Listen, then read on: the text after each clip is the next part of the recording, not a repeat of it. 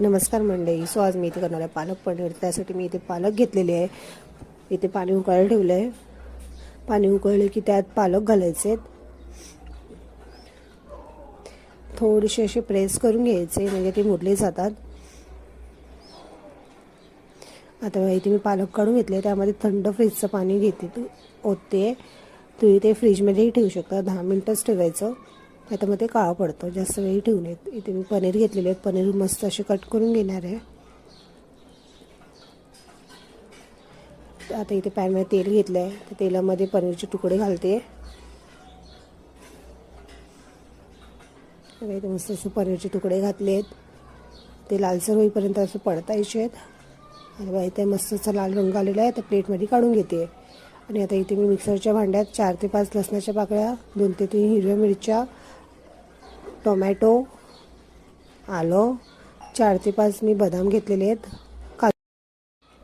कोथिंबीर आणि मस्त पेस्ट करून घेतलेली आहे बघा इथे.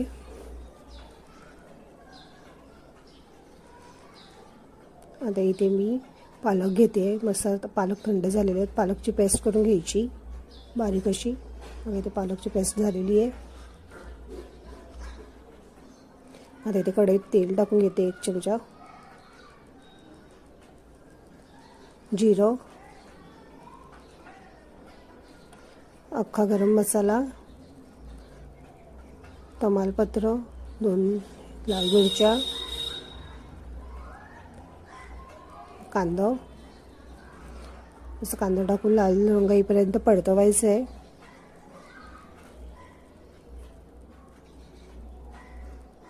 आता यात पेस्ट केली ती घालते.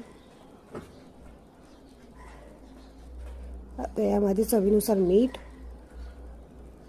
हळद, 1 ते 1.5 चमचा लाल तिखट आणि गरम मसाला. हे सगळे मसाले टाकून मस्त असं मिक्स करून घ्यायचं.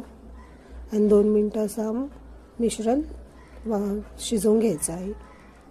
आणि त्यानंतर आपण ती पेस्ट केली आहे पालकची ती घालायची आहे. आणि पनीर घालायचे.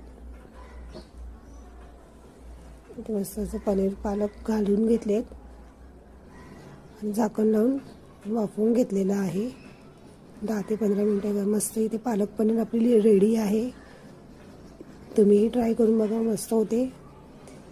सो तुम्हाला माझी रेसिपी आवडली असेल लाईक करा, सबस्क्राईब करा, बेल आयकॉनवर क्लिक करा आणि शेअर करायलाही विसरू नका.